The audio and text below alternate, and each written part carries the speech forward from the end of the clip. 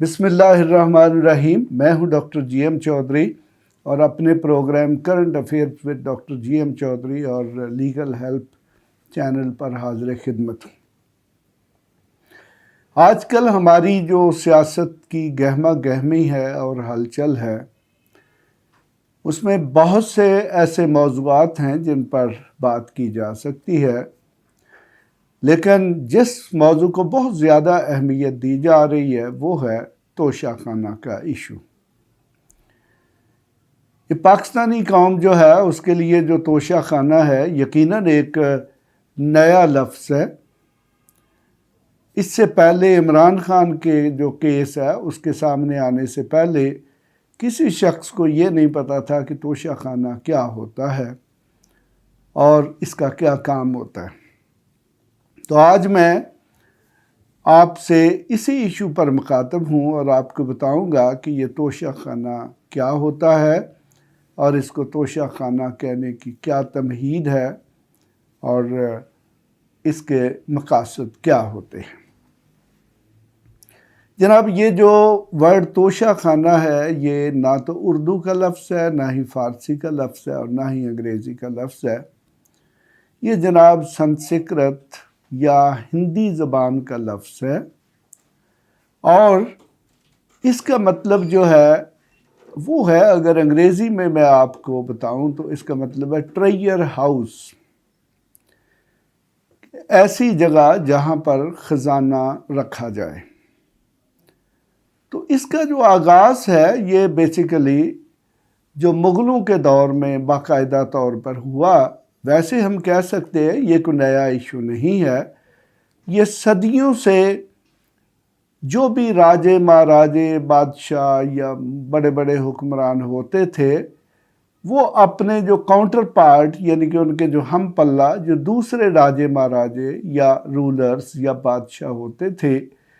تو جب بھی وہ ان کو ملتے تو اپنی شان و شوکت، اپنا اقتدار اور اپنی جو دولت ہے یعنی کہ رچنس ہے اس کو دکھانے کے لیے بڑے بڑے اعلیٰ قسم کے جو تحائف ہیں وہ دوسرے بادشاہ کو پیش کرتے اور ان کا مقصد یہی ہوتا تھا کہ اس کو متاثر کیا جائے، اس کو امپریس کیا جائے کہ ہم بہت زیادہ دولت مند ہیں، ہم بہت زیادہ امیر ہیں اور ہم بڑی بڑی قیمتی قسم کی چیزیں ایون تحفوں کی صورت میں بھی دے سکتے ہیں۔ یعنی کہ وہی جو طاقت یا اپنی داغ میدان جنگ میں تلواروں اور طاقت کے زور پر، اسلحے کے استعمال کی زور پر بٹھائی جاتی ہے، پرامن حالات میں جب دو بادشاہ ملتے ہیں تو پھر وہ ایک دوسرے پر وہی داغ جو ہے ان تحائف کی صورت میں بٹھانے کی کوشش کرتے ہیں کہ تاکہ جو ان کا مخالف ہے یا دوسرا ہے اس کو یہ بتایا جائے کہ ہم کتنے سخی ہیں،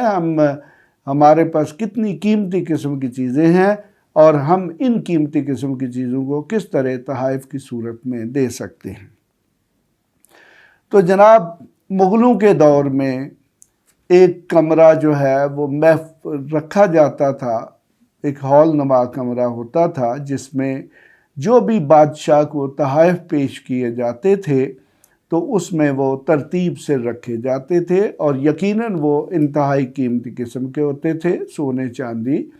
اور ہیرے جواہرات یا اور بڑی نایاب قسم کی چیزیں ہوتی تھیں۔ تو اس طریقے سے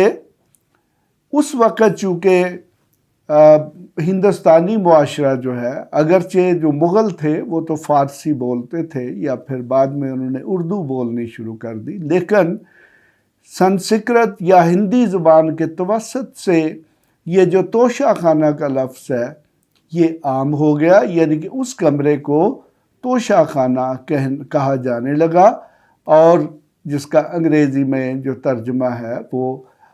ٹریجر ہاؤس، اگر اردو میں کہیں تو وہ جگہ جہاں پر خزانہ رکھا جاتا ہے یا سنبھالا جاتا ہے۔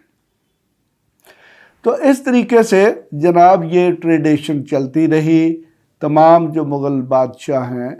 ان کے جتنے بھی جانشین تھے وہ اس توشہ خانہ کی ٹریڈیشن کو قائم رکھے ہوئے تھے۔ تو جب سب کانٹیننٹ میں ایسٹ انڈیا کمپنی آتی ہے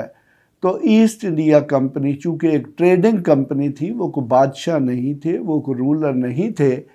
تو انہوں نے اپنے جتنے بھی ملازمین تھے اور افیسر تھے ان پر یہ پابندی عائد کر دی کہ وہ کسی قسم کا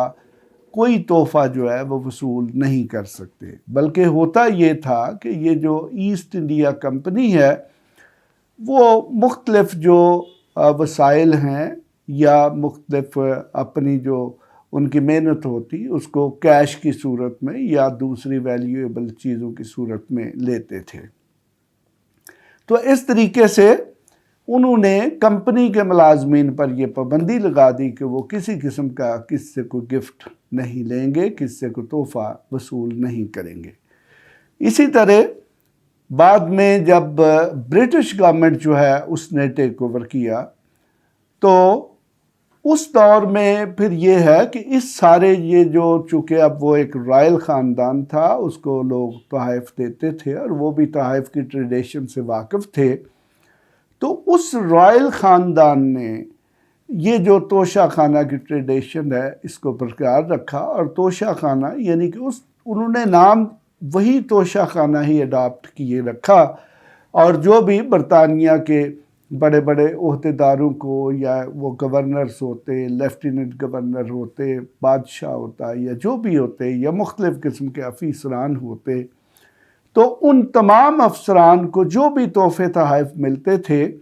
ان کے لیے یہ انسٹرکشنز تھی کہ وہ فوری طور پر یہ جو توشہ خانہ ہے اس کو وہ بھجوائیں گے، اور وہاں پر اس کا سارا وہ ڈسکرپشن یعنی کہ مکمل بیان لکھ کر کہ کس کو کس ڈیٹ کو اور کس نے یہ تحفہ دیا اور اس کی اندازاً مالیت کتنی ہے تو اس میں محفوظ کر دیا جاتا۔ تو اکثر وہ جو تحائف تھے جب برٹش گورنمنٹ نے یہاں پر ٹیک اوور کر لیا تو وہ پھر لندن بھجوا دیے جاتے، جن میں سے آج بہت سارے جو تحائف ہیں وہ جو برٹش انڈیا آفس کی جو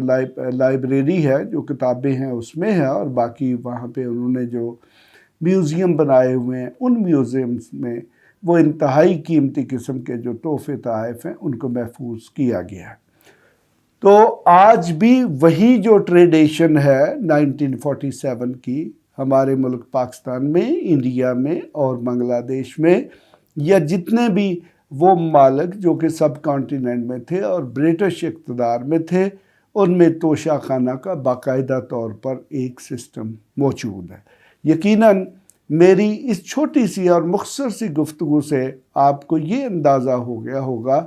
کہ توشہ خانہ کوئی نئی چیز نہیں ہے، یہ ایک تاریخی حقیقت ہے، اور یہ بنیادی طور پر ایک ایسی جگہ ہوتی ہے کہ جس میں بادشاہ یا جو بھی رولر یا حکمران ہوتا ہے اس کو جو بھی تحفے تحائف ملتے ہیں ان کو محفوظ رکھا جاتا ہے۔ تو میں اپنے جو اسی ایشو پہ مزید لیکچرز آئیں گے ان میں آپ کو یہ بھی بتاؤں گا کہ ان کا